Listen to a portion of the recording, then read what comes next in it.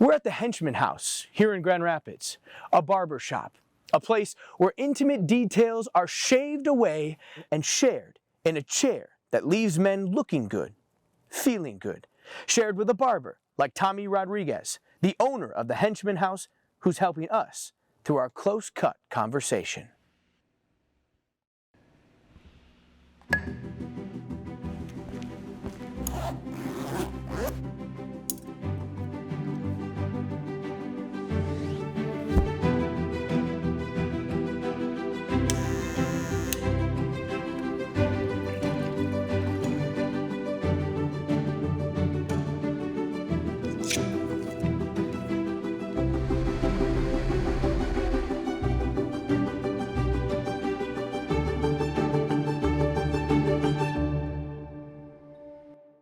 $16,903 of food collected in this year's Frenzy Food Drive, and here's how we got there. Coming to you live from Northview High School. Here's a live look at all that food that the Wolverines have donated this morning.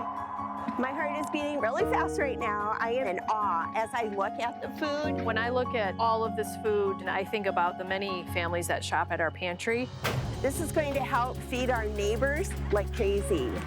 Kennewick Hills, your 2022 Football Frenzy Food Drive champions. Second place on the year, the Fruitport Trojans. They were followed by Northview Wildcats. But in total, 16,903 pounds of food collected. We are all one paycheck away from possibly needing help. A community working together is huge for the solution. That's a lot of families who don't have to decide whether they're going to put food in their bellies or pay the electric bill. If we all do the piece we can make sure no one goes hungry. Thank you, West Michigan, for having a hand in helping fight hunger here in our community.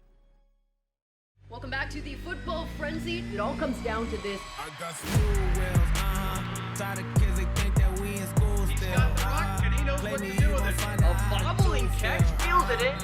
Go around and you gon' find out who's real. Ooh, yeah, Zima. Yeah, I'm the girl's damn sugar. I'm a trail.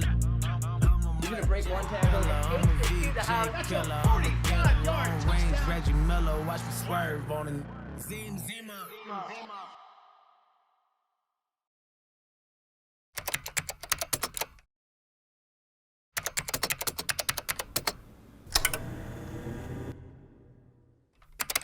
Before any finished product, Stand by camera 1. the first step in a production We'll go in 5, 4, 3, begins with a dream. and fade up and cue. How you guys doing? For the new nonprofit Grand Rapids Media Initiative and Film Incubator, that dream has been held by Victor Williams for nearly 40 years. I love my city, right? I grew up in this neighborhood. I walked these streets every day as a kid. But I'm going to take a moment. From helping Grand Valley State College open its doors in the 60s, the Fish Ladder in the 70s, grants and donations held by the foundation touched Van Andel Arena, Frederick Meyer Gardens, and the Public Museum. When I think about the growth of this foundation, it's the growth of how we are really giving back to our community. My alcoholic low came after a liver biopsy, and we found out that I had alcoholic liver disease. And in Dr. Camel's office, in front of my wife, after I'd snuck a few that morning, he said, "You will stop drinking or you will die." And my first question was the most telling of them all. What if I change what I drink? The fear of getting rid of the shield that I thought I was putting up against all of that anxiety, the vulnerability of that trauma that I couldn't stop playing in my head was more terrifying than the idea of dying. Most of us do. Most of us who are addicted or are alcoholics die young. It's a decision to get help. It's a decision to say you don't want to drink anymore. And that's when the true healing begins. For me specifically in my recovery, I needed to go about the business of discovering what was causing me to medicate. That came almost purely through years of therapy, hard work, honest work in therapy that saved my life. By the grace of God, mental health and physical health professionals, the accountability of groups like AA and friends that have gone before me, I can say that I've been sober for over 8.5 years. Knowing now what I know, I don't know how I needed it in the first place. Everything in my life is better without it. My relationships are better, my health, my physical health is better. The biggest farce about addiction is that it is confused with a problem with character. We overemphasize the importance of choice. Alcoholics don't have a choice. Addicts don't have a choice. But there's still help. And when that is interrupted, they get better. The message is no matter how low down you think you are, no matter how unworthy you think you are worthy of God's love, and that there is help, and that there is hope, and that it is never too late. And you God adores you. He puts you on this earth. Get the help that you deserve. You know, what is church? I think church can be almost any place where we can gather deliberately to be in community and fellowship. And while that may be hard in light of what's behind us, right, we've lost our building. And for the next 2 years, we as a church are going to get to rethink that. I think to rediscover that, you know, we are unbelievably blessed by the love in this community and the outpouring of that love. For News 8, I'm Casey Jones, connecting with community. Since 1972. Our particular organization is out of funds, and being out of funds makes us very successful. In 50 years, they've received more than 68,000 tips, made more than 3,500 arrests, and cleared over 4,500 cases. They've also awarded more than $672,000 in reward money. And this was one of the very important parts of the puzzle that this tip was able to give to us. Cameron says things have changed over the years. There's less phone call tips and more online leads.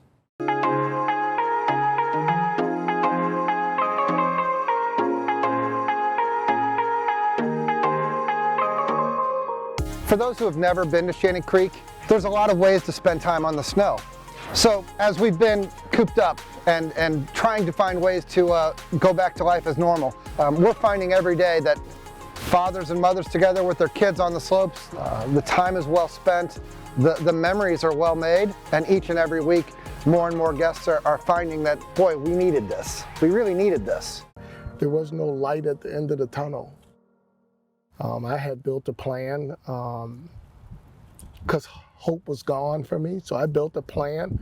I had written letters to my 2 kids, and I was ready to stop battling. A fight is a fight when you feel like you can win, but a fight is no good when you feel like you don't have a chance to win.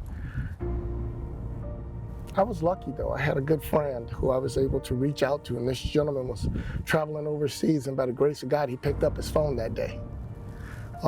Had he not, I think I wouldn't be sitting here, but he picked up the phone and he talked to me and gave me a number to call, a hotline. And I never called a hotline in my life because I don't like talking about my problems, but I called this hotline and they just gave me a couple tools to slow down, breathe. Don't think about the negative. Try to focus on 2 things that are positive in your life at this very moment. And 2 things are my kids. It goes against everything in my DNA to go sit down in front of someone and just start to talk about personal stuff. But when you look at life at your darkest point, what do you have to lose? What's the alternative? And I think that's the one thing that I would look at anybody and say, you can go talk to someone and not worry about being judged.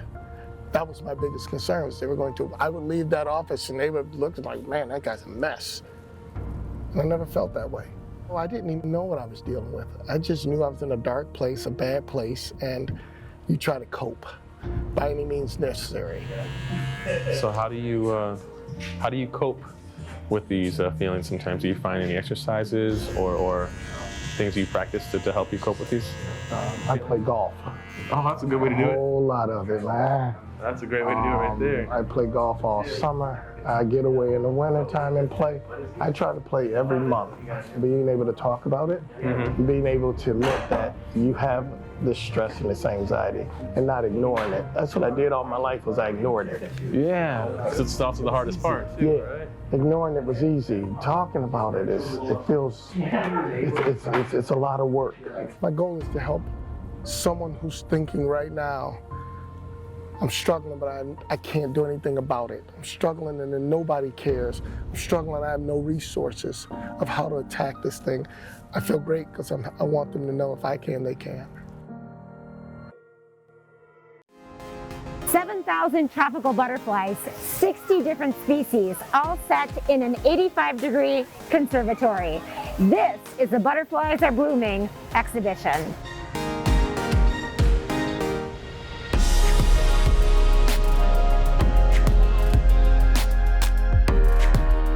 This is our Fred and Dorothy Fichter Butterflies Are Blooming exhibition. Over the course of the exhibition, we'll get about 60 different species from all over the world. In the shadows of our pandemic. The light of community reaches the darkest parts of West Michigan. Illuminating the power of each other. Through the energy of service. The resiliency of healing hands. The generosity of helpful neighbors.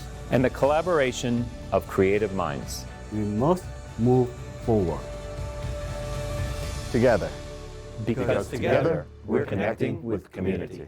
When I say pour my heart out, I mean putting all of the emotion I'm feeling into my cello, and basically you play and then they feel the music that you're playing. If I grow up and I'm still playing the cello, I would really like to play in chamber music groups. You know, duos, trios, and quartets. I'd like to play in one of those because when I play with other people, it's a lot more fun than just playing by yourself. You're working with other people, you're using teamwork.